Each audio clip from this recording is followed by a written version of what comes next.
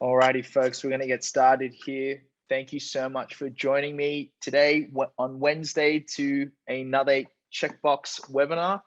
It's great to see some familiar faces in the webinar attendance list. So welcome back. If you're new here, my name is Min, and it's very nice to meet you. I lead the customer success team here. And so we'll be sharing a little bit about how to obviously ideate and validate your automation use cases. So hopefully you walk away from today's session feeling at least a little bit encouraged and maybe taking some practical tips away. And I just want to quickly say, there is a Q&A section where you can post your questions in the sort of chat below.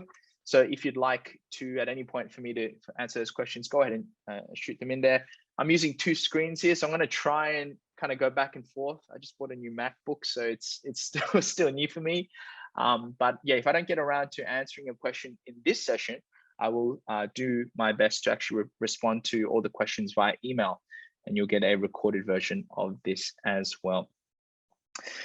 Cool, so let's dive into things. As you know, today's session is all about finding those automation use cases, what to look for, how to validate them, how to get them along the across the line. And as we this is the second of our Checkbox webinar series, the idea is really to equip you with everything that you need to begin your automation journey and really make it a success in the long term.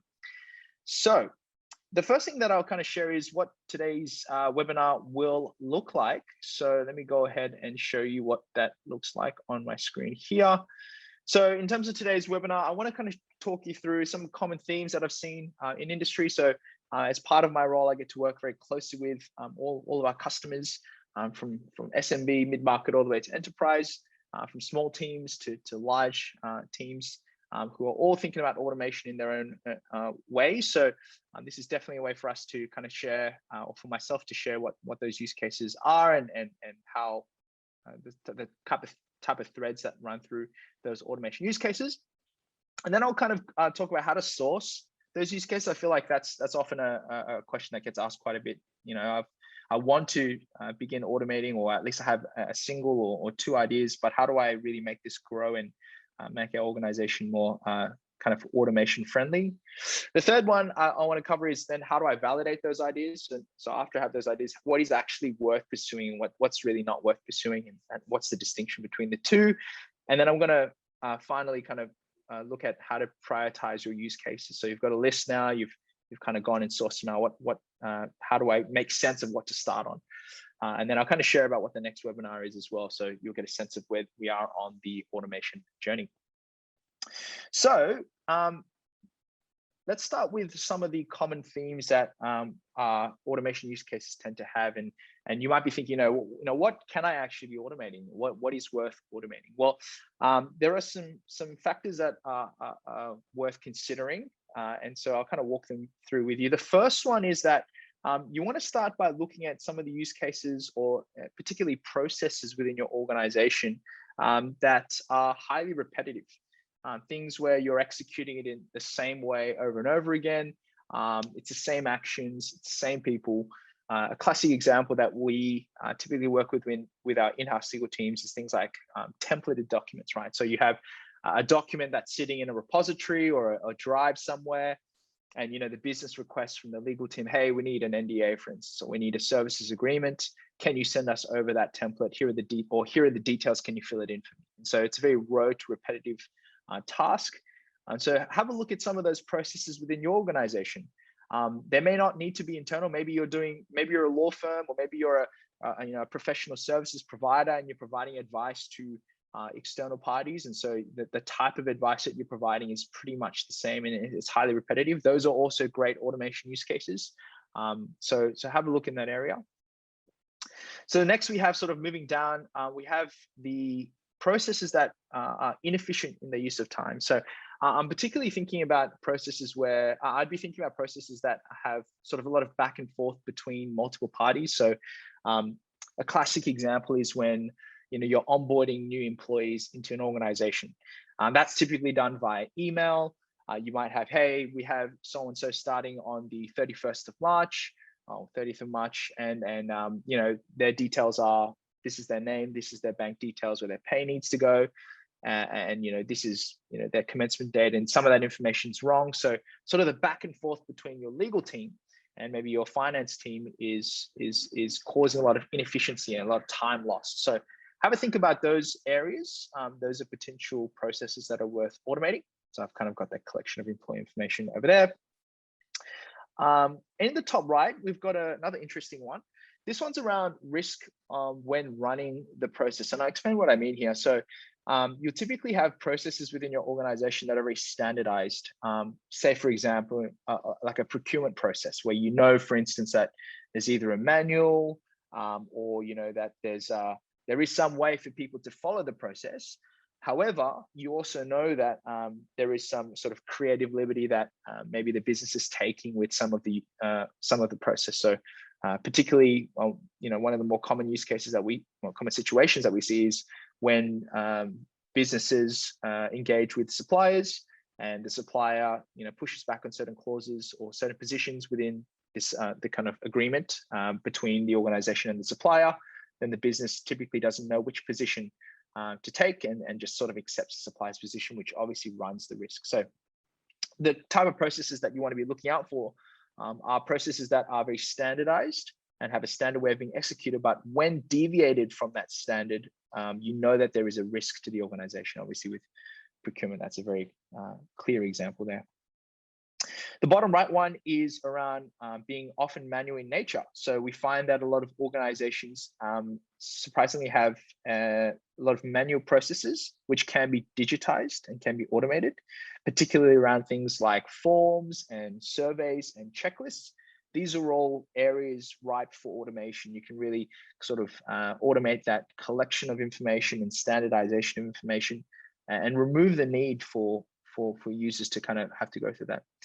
And what really brings these four areas together? These are just four common areas. There are obviously other use cases, and I would say it's more on the minority, you know, that minority of factors that make a use case worth automating. But what really brings these four together is the why behind why the process should be automated. And so if you think about the heart of what automation is, it's effectively taking work off the load of people, right?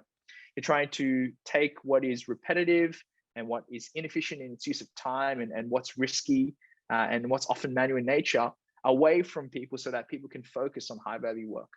And so I hope that as we kind of walk through this journey together, as we have started with the common themes and then kind of work our way through sort of the hows of finding those ideas, that we can have that kind of lens in mind that ultimately automation is about making the work easier for the business and making it easier for people, rather than necessarily automating things that are, you know, high value and high impact. So that's where I think automation plays a really big role.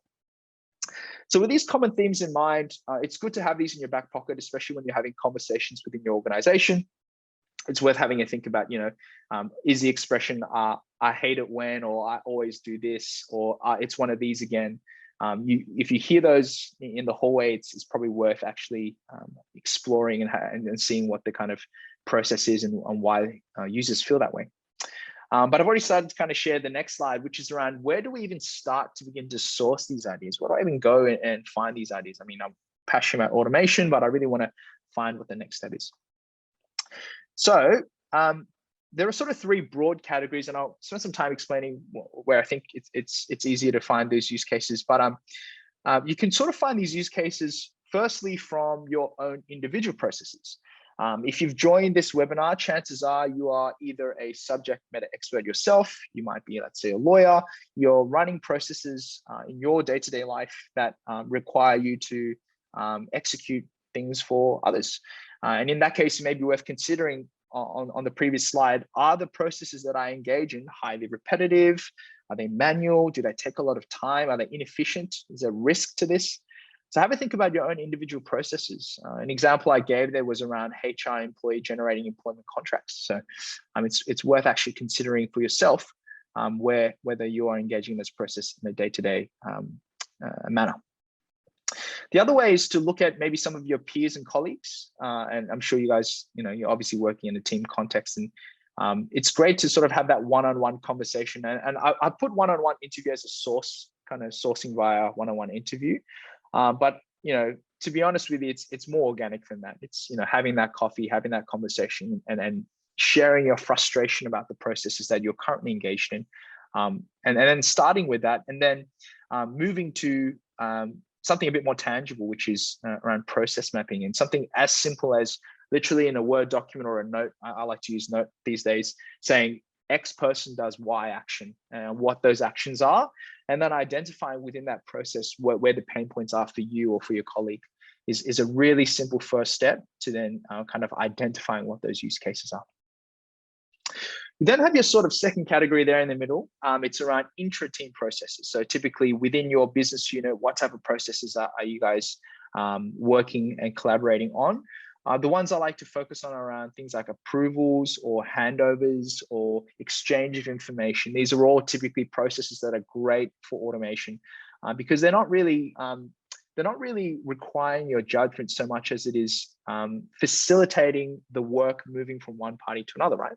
So an example that I've posted there is around contract approval processes that run between employees and managers. So that's an example where you sort of have, you would have typically sent an email from yourself to your manager to say, hey, we need to sign off on this as part of the contract execution process, if we want to take a legal example.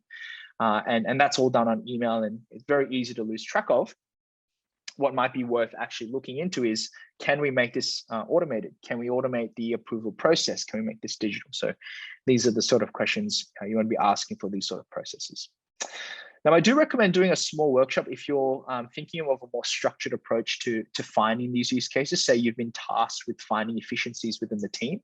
It's actually worth doing a bit of a small workshop. And when I say small, I actually do recommend between, say, 1 and 3 people, ideally people who are aware of all the processes that run within your team, or and that's typically going to be your sort of managers and heads of, or people who are subject matter experts on those processes. So I wouldn't really recommend at this stage, early on in the process, bringing anyone who's, let's say, like a project manager or like a business analyst who's removed from the sort of understanding of how that process is from a day-to-day basis. So start small. In that workshop, again, similar to the individual processes, you want to just, even as simple as explaining who is doing what, and then identifying where those pain points are, really starts to paint a picture of, okay, what are we trying to achieve if we were to put this process forward for automation? Yeah, and the way that we've seen this sort of systematized is you'll typically have a function that either does organic conversations on their sort of fortnightly team meetings to say, hey, as part of our fortnightly team meeting, let's actually discuss our processes, what's working, what's not working, what's repetitive, things like that. Or you might do sort of like a 3-monthly or 6-monthly check to say, hey guys, let's set aside about an hour or half a day to review all the different things that we're doing. We have 4 categories here, highly repetitive, manual, you've got things that are risky and things that are inefficient. Let's start to list out some of those processes, and you can use sort of sticky notes and put them into those buckets. So it's actually a pretty fun exercise to do with your team if you're thinking about it. And the last one is around inter-team processes. Now, this one is a little bit more time consuming, I would say a little bit more complex, given the sort of inter-team relationship. You guys may not be in the same sort of subject matter expert field. An example is, finance team and legal team, where you're kind of interacting on some processes, but for the most part, you guys have completely different ways of doing business, completely different business as usuals, completely different processes. So finding these, in my experience, has been largely from sort of organic conversation, where you're kind of going, okay, I'm doing 30 of these approvals for claims for the business. It may be actually worth exploring whether this can be automated. And in that case, what's actually worth doing is actually more of a group workshop. You can do a small workshop, and when I say group, maybe between 4 to 6 people. You may have multiple people involved in that process. So each key stakeholder who is involved in that process should be in that room. Again, similar exercise. We're going to try to map out what that process is, where the inefficiencies lie, where the pain points are for you as an individual, but also broadly for the business, what the pain points are.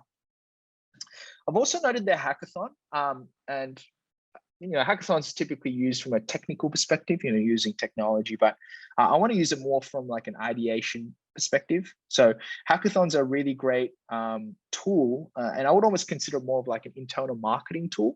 It's a reason for teams to get together. So if you're really struggling to engage another team that you know engages in a process with you, and you're saying, hey, we need to think about automating this, or we should think about automating this, and they go, oh, look, we're really busy. Lock in a time to do it. If you can't lock in a time to do a workshop, maybe generate some excitement and do a hackathon. Do a 1 hour, or 2 hour, or a half day hackathon where you guys are, getting in a room together, doing the sticky note activity, mapping the process out together. And so it's up to you in terms of what the scale is and how long you want it to be or how short you want it to be. If it's more of an ideation session, you typically run it on a shorter scale, somewhere between 1 and 3 hours. That's what I've seen. And so you might have between 1 and 3 people. Again, probably key stakeholders from each of the different teams being involved. So ideally, you want to be tracking all of these different processes, starting from the left all the way through to the right. Again, if you've already got sort of like a technology in mind in terms of implementation, then I do recommend actually starting with perhaps the left-hand side first, individual processes, bringing that value up and sort of deploying out whatever you need to deploy out before moving into the second and third category, as those do take a bit more time. Cool. So now that you've got a list of these use cases, the question then becomes, how do we validate?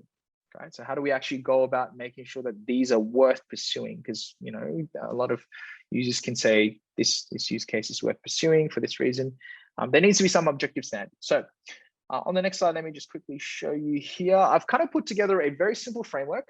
There are resources that can help with this in a more sort of detailed fashion. You can find, and I'll kind of refer to it later, but sort of our app on a page, which helps break down sort of what you're trying to look for in terms of cost benefit and things like that. So I'll show that in a second. But the first thing that you want to do is consider, for every use case that you have, 2 things.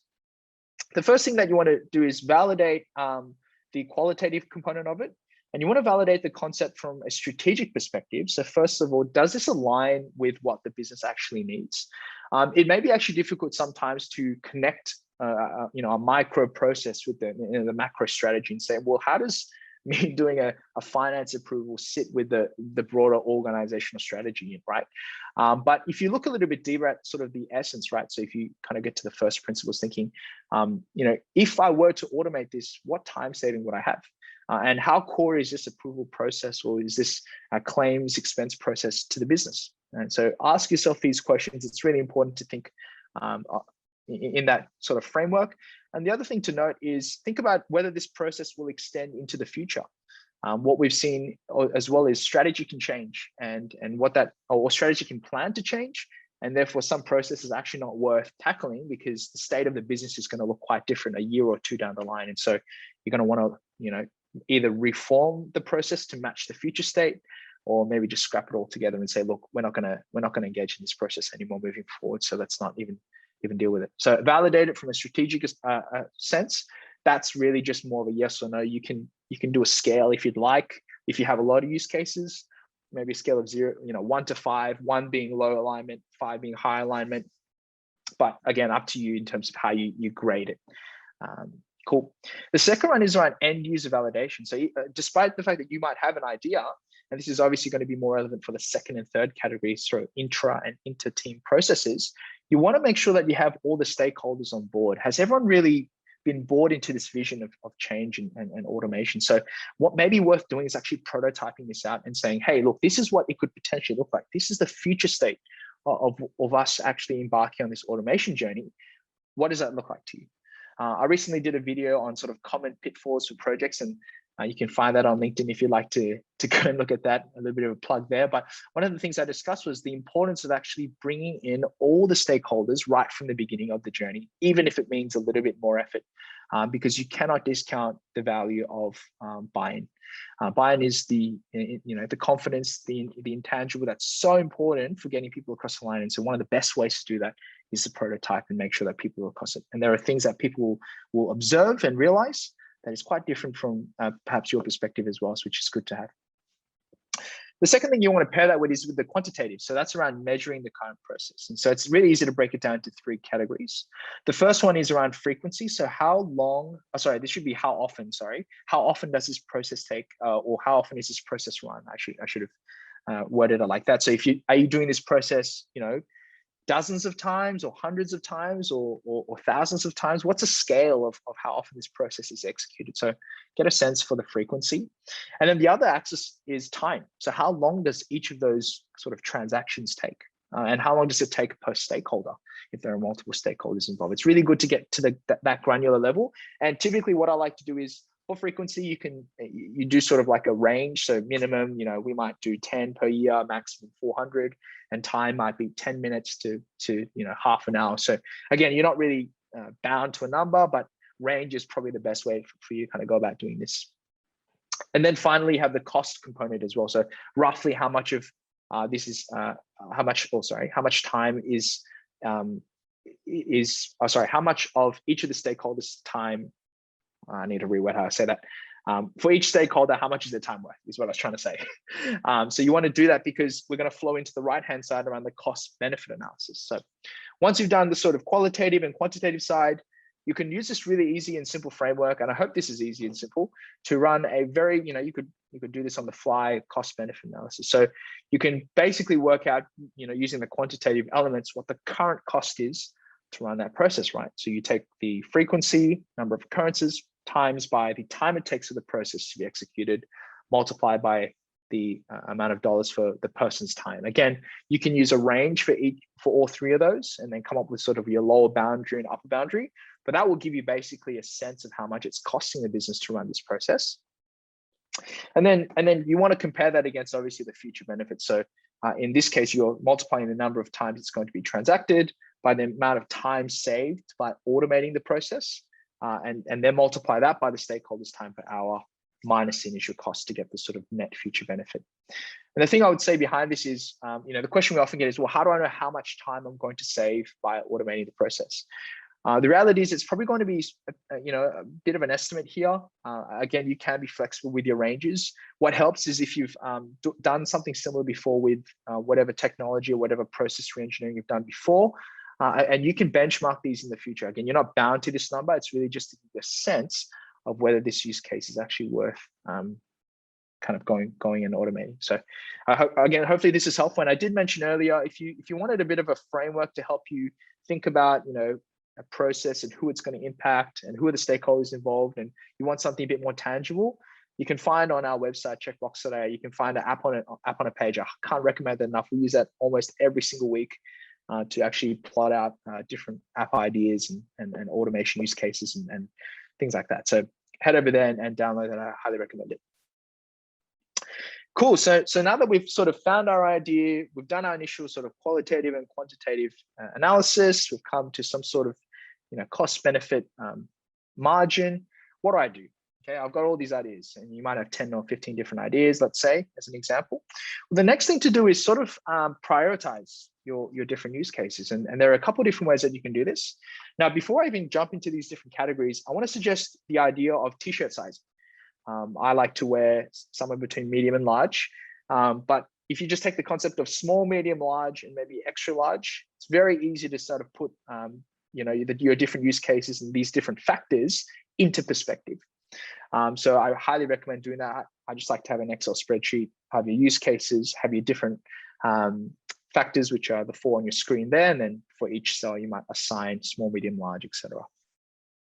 So the first thing that you want to consider when prioritizing use cases is around expected benefit, right? We did that on the previous page. So what is the actual ROI that I'm going to get from building this particular app out? So we did the calculation on the previous slide. So I would even just slot that in as a range within your Excel spreadsheet. The second one is around the size of the project. So how big is this project actually going to be? How complex is it? How many phases are involved? Typically when people think of processes, they think about capturing the whole piece.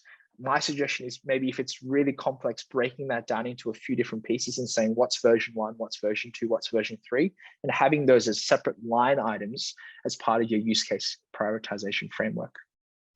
The third one is around urgency. So obviously, what is more important for the business? Is there a due date? Is there an important, financial deadline you need to meet, or a business deadline that you need to meet? End of financial year is a classic one. Or end of year. So have a think about when this use case really can add value, especially for the ones that are more cyclical. So if you're doing a big hiring spree, perhaps an automation use case around hiring needs to be prioritized despite the fact that it might bring less benefit or might be a smaller project. And the last one is obviously the human side, team capacity. So how much time do you actually have to work on this? It's going to take commitment. And so you want to be thinking about how much time you have. And that's probably not going to be measured against the use cases. You might actually have that separately, but perhaps you want to start considering that as a factor against size of project. So if it's a massive project, it's going to bring a lot of benefits, but it's really complex and there's no urgency behind it.